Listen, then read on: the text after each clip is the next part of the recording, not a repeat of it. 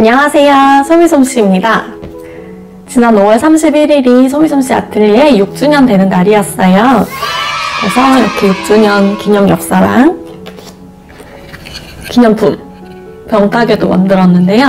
제가 블로그랑 인스타그램 통해서 저한테 궁금한 것들, 공방 운영에 대해서 궁금한 것들 질문을 받았어요. 오늘은 그거에 대한 답변을 해드리도록 하겠습니다.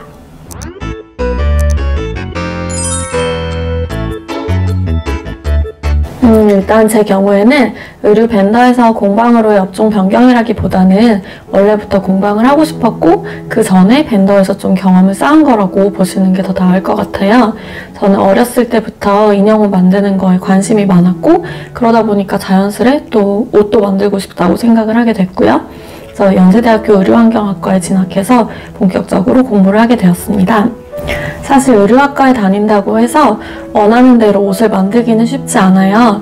저는 교내에서 패션 디자인 동아리 땀이라는 동아리를 만들어서 활동을 하고 또 전국 패션연합 오프라는 곳에서도 활동을 하면서 패션쇼 경험도 해보고 또 같은 관심사를 가진 사람들과 대화도 많이 하고 다양한 옷을 만들면서 경험을 쌓을 수가 있었습니다. 그리고 졸업한 후에 지금은 사라진 아주 작은 벤더에서 일을 하다가 세아상역으로 옮겨서 또 일을 하게 됐고요. 총 한 5년 정도의 직장 생활 후에 이제 공방을 하게 되었고 올해로 6주년이 되었습니다. 패턴이나 봉제를 학원에서 따로 배운 적은 없고 학교에서 배운 게 다지만 그런 20살 때부터 끊임없이 옷을 만들었고 또 회사에서도 계속 옷이 만들어지는 과정을 봐왔기 때문에 그런 경험들이 많은 도움이 되었던 것 같고요. 학교에서는 우분 위주로 그리고 회사에서는 니트 위주로 다이마로 위주로 공부를 한 셈인 것 같아요. 그리고 적어도 한 달에 2번 정도는 동대문에 계속해서 다녔던 것도 굉장히 큰 도움이 되었던 것 같습니다. 실제로 옷을 만들어 보면 단순히 몇 가지 기법을 배운다거나 혹은 패턴 몇 가지를 그린다고 해서 원하는 대로 옷을 만들 수는 없다는 걸 아실 거예요. 모든 것이 그렇겠지만 끊임없이 궁금증을 가지고 많이 만들어 보고 계속해서 공부를 해야 한다고 생각을 합니다. 특히 저 같은 경우에는 커리큘럼이 정해져 있는 게 아니라 원하시는 작품을 만들 수 있도록 하는 그런 공방을 운영하고 있기 때문에 더욱더 다양한 체형과 다양한 의상에 대해서 공부를 계속해서 많이 하고 있습니다. 처음 공방 오픈하던 날 블로그 이웃님들을 초대해서 그 공방에서 파티를 했던 거 굉장히 좋은 추억으로 남아있고요. 그리고 제가 이 일을 하는 거를 사실 엄마가 별로 안 좋아하셨었어요.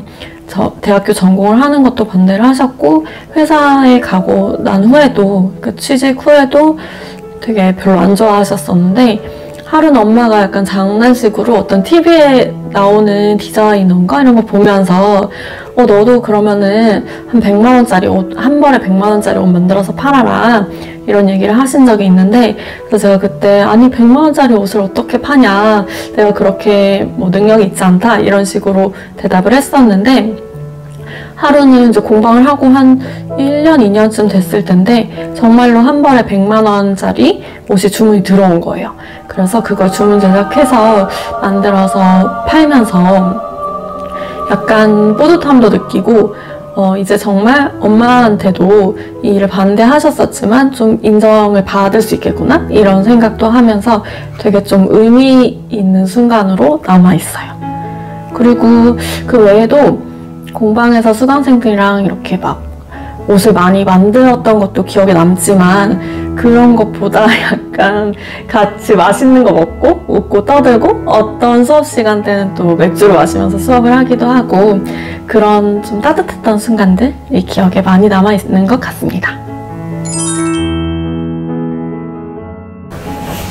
제가 지금 15년 넘게 옷을 만들고 있는데 저는 지금도 이 일이 너무 좋고 옷을 만드는 것 자체로 힘이 들었던 적은 없는 것 같아요. 근데 이제 힘든 게 있다면 공방을 왜 청소를 해도 항상 깨끗하지 않을까? 먼지가 어쩜 이렇게 빨리 쌓일까? 이런 거에서 은근히 스트레스를 받고 뭔가 항상 깔끔하게 하고 싶은데 잘 안 되는 거. 그게 조금 스트레스고 그리고 또 하나는 이 옷 만드는 거를 너무 쉽게 생각하시는 분들, 그런 분들을 보면은 좀 상처받을 때가 있어요. 예를 들어서 뭐 주문 제작이 들어왔는데 제가 뭐 얼마예요? 라고 얘기를 했을 때 아니 왜 그렇게 비싸요? 인터넷에서 뭐 10,000원에 파는데? 뭐 이렇게 얘기를 하면 제가 너무 그 이유를 다 구구절절 설명해드릴 수는 있지만 좀 그런 데서 상처를 받게 되는 것 같습니다. 일단 저는 제가 해결할 수 없는 일일 때는 그냥 빨리 잊어버리려고 노력을 하고요. 뭐 맛있는 걸 먹는다든지 뭐 남편이랑 술을 한잔 한다든지 잊어버리려고 노력을 하는 편이고, 또 재봉틀 앞에서 옷을 만들다 보면 금방 잊혀지는 것 같아요.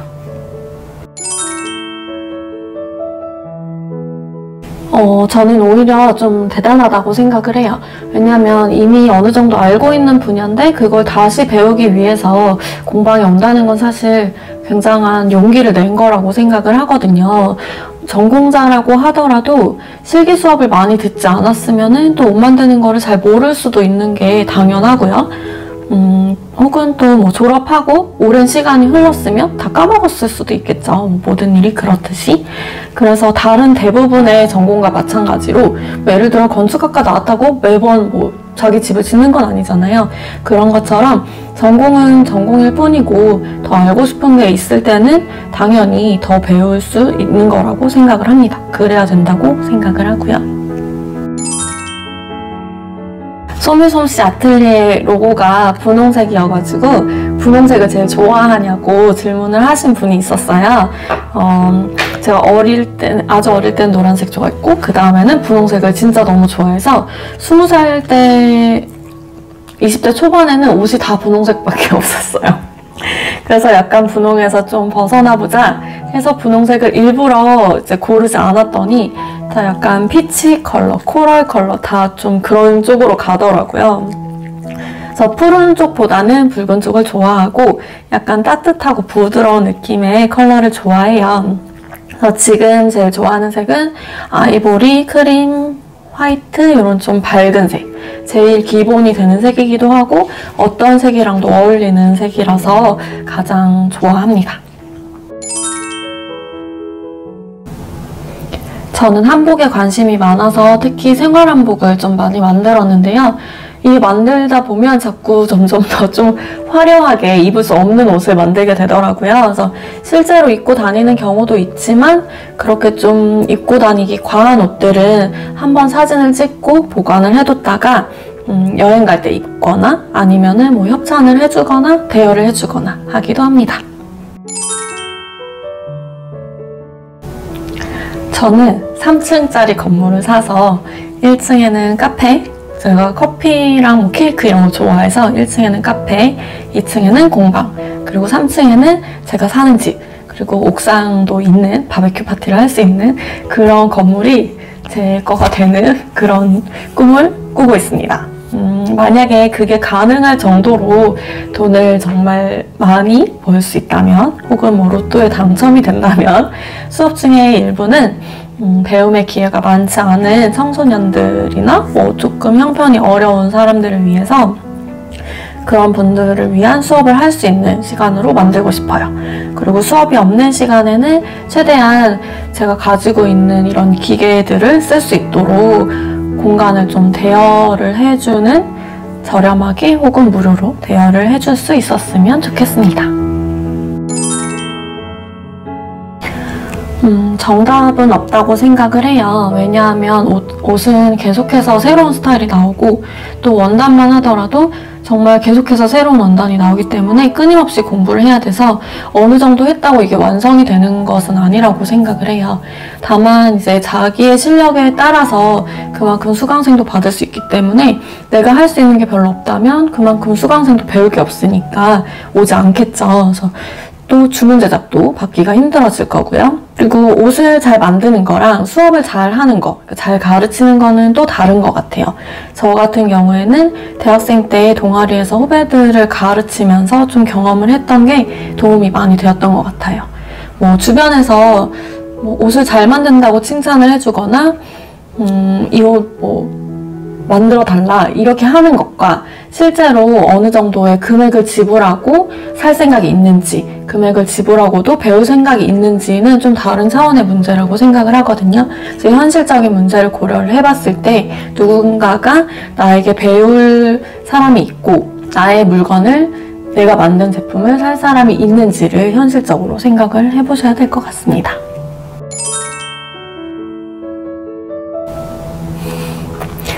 초심을 잃지 않았으면 해요. 아마 공방을 시작하시는 분들 대부분이 이제 이 일이 너무 좋고 또 작업 공간을 갖고 싶고 만드는 기쁨을 함께 누리고 싶어서 시작을 하셨을 거예요. 저도 마찬가지고요. 좋아하는 일을 쭉 계속할 수 있도록 너무 무리하지 말고 너무 욕심내지도 않으셨으면 좋겠어요. 그리고 끊임없이 발전할 수 있도록 자신만의 작품을 계속해서 만들었으면 해요. 너무 바쁘다 보면은 자기 작품 만들기가 좀 힘들고 뭐 주문받은 것만 한다든지 또 그냥 가르치는 데만 정신이 없을 수도 있는데 억지로라도 이렇게 새로운 걸 만들려고 계속 노력을 하고 그래야 발전을 할 수 있는 것 같습니다. 수강생을 모으고 또 공방을 알리기 위한 그런 SNS 활동이 좀 필요한 것 같아요.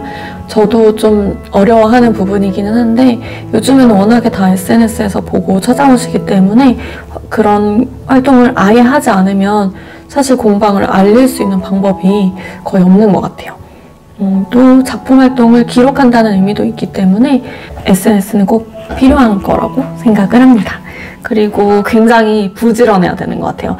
저도 6년 동안 공방을 해보니까 신경 써야 할 부분이 생각보다 엄청나게 많아요. 혼자서 모든 걸 책임져야 되기 때문이기도 하고 맨날 청소하고 수업하고 주문 제작하고 또 제가 입으로 또 만들어야 되고 그 외에 뭐 저 같은 경우 소원을 챙긴다든지 또 뭐 집 청소 뭐 이런 거 모든 거를 다 하다 보니까 사실은 막 진짜 옷만 만들었으면 좋겠다 이런 생각을 할 때도 있거든요. 그래서 굉장히 부지런하게 시간 활용을 잘 해야 하는 것 같습니다. 가장 힘들었던 때는 지난 3월? 코로나 때문에 수업을 못할 때 제일 힘들었던 것 같아요. 사실 그동안도 계속 쉬고 싶다 이런 생각을 하긴 했었는데 6년 동안 그렇게 쉰 건 처음이었거든요. 막상 제 의지가 아니라 어쩔 수 없이 쉬게 되니까 굉장히 우울해지고 또 늘 보던 사람들을 보지 못하니까 좀 기분이 이상하더라고요. 그래서 더 생각 없이 막 옷을 만들려고 집중을 하려고 애썼던 것 같아요. 지금은 상황이 조금 나아져서 그때 좀 아무것도 안 하고 진짜 쉴 걸 그랬나? 하는 생각이 들기도 하는데 정말 일을 할 수 있다는 게 행복하다는 거를 느꼈던 시간이었습니다. 제가 평소에도 말을 막 잘하는 스타일은 아닌데 약간 카메라 앞에 서면 더 떨려서 말을 잘 못해요. 그래서 영상 촬영하기가 유튜브가 쉽지는 않아요. 그래서 더 꼼꼼히 대본도 쓰고 약간 차분하게 말하려고 노력을 하는데 그러다 보니까 또 너무 늘어지게 되고 좀 힘들지만 열심히 하고 있고요. 영상 촬영이랑 편집은 참 고맙게도 저의 남편인 패 PD님께서 해주고 계십니다. 뭐 원래 이런 일을 하는 건 아니고요. 아예 처음부터 배워서 해주는 거라 굉장히 고맙죠. 너무너무 고맙죠. 만약에 패 PD님이 갑자기 나 못하겠어 그만둘래 하면은 그때는 저 혼자 해야 하는 날이 올 수도 있을 것 같습니다. 지금 유튜브로 뭐 수익이 있거나 이런 건 아니기 때문에 따로 사람을 쓰거나 이러지는 못할 것 같아요. 제가 2주년 때부터 엽서를 한 장씩 만들고 있어요. 1년에 한 가지씩 제가 직접 그림을 그려서 그걸로 엽서를 만들고 있는데요. 오랫동안 수강하신 분도 있다 보니까 이제 이 엽서를 지금 제일 많이 모으신 분이 5장, 2, 3, 4, 5, 6, 5장을 모으셨거든요. 만약에 10장까지 모으신 분이 있다면 진짜 정말 오랜 시간을 저랑 함께 해주신 거잖아요. 그러면은 너무너무 감사할 것 같아요. 당연히 선물을 드려야겠죠? 또 다른 질문이 있으시면 저에 대해서나 혹은 공방 운영에 대해서, 공방에 대해서 궁금한 게 있으시면 언제든지 댓글 남겨주시면 제가 답변해드릴게요. 지금까지 소미솜씨였습니다.